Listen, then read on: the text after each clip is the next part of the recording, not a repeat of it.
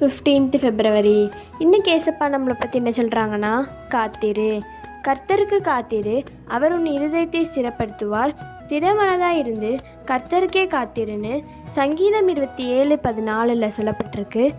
நம்ம எந்த விதமான கஷ்டமான சூழ்நிலை வந்தாலும் நம்ம ஏசப்பாவுக்கு காத்திருக்கணும். நம்ம அவருக்கு காத்திருந்தா அது ஒரு பெரிய பிளெஸ்ஸிங். அவர் பேசுகிறத நம்ம கேட்கலாம், அவர் நம்ம நேருக்கு நேராக சந்திக்கலாம். ஏசப்பா நம்ம இருதயத்தை ஸ்திரப்படுத்துவாங்க, ரொம்ப ஸ்ட்ராங்காக வைப்பாங்க. நம்ம அது மட்டும் இல்லாமல் நம்ம ஏசப்பாக்கு காத்திருக்கணும்னா மெயின் திங் நம்மளோட இருதயத்தை ஸ்ட்ராங்காக வச்சுருக்கணும். திருப்பியும் சொல்கிறாங்க, திடமனதாக இருக்கணும். அப்படி இருந்தால் மட்டும்தான் ஏசப்பாக்கு நம்ம காத்திருக்கிறதுல ஒரு அர்த்தம் இருக்குது. இனிமேல் நீங்கள் ஏசப்பாக்கு காத்திருங்க முழு மனசோட, ரொம்ப ஸ்ட்ராங்காக. இன்றைக்கி நீங்கள் ஏசப்பாட்ட என்னது கேட்கணுன்னா, ஏசப்பா என் மனசை நீங்கள் ஸ்ட்ராங் படுத்த உதவி செய்யுங்க ஏசப்பா, நான் உங்களுக்கு காத்திருக்கிறேன், நீங்கள் என்கிட்ட பேசுங்கன்னு சொல்லுங்கள். கண்டிப்பாக ஏசப்பா உங்ககிட்ட பேசுவாங்க. நீங்கள் காத்திருங்க, வேறு யாருக்கும் காத்திருக்கிறாதீங்க. மனுஷங்களுக்கு காத்திருந்து எதுவும் நடக்க போகிறதில்ல. ஏசப்பா காத்திருங்க.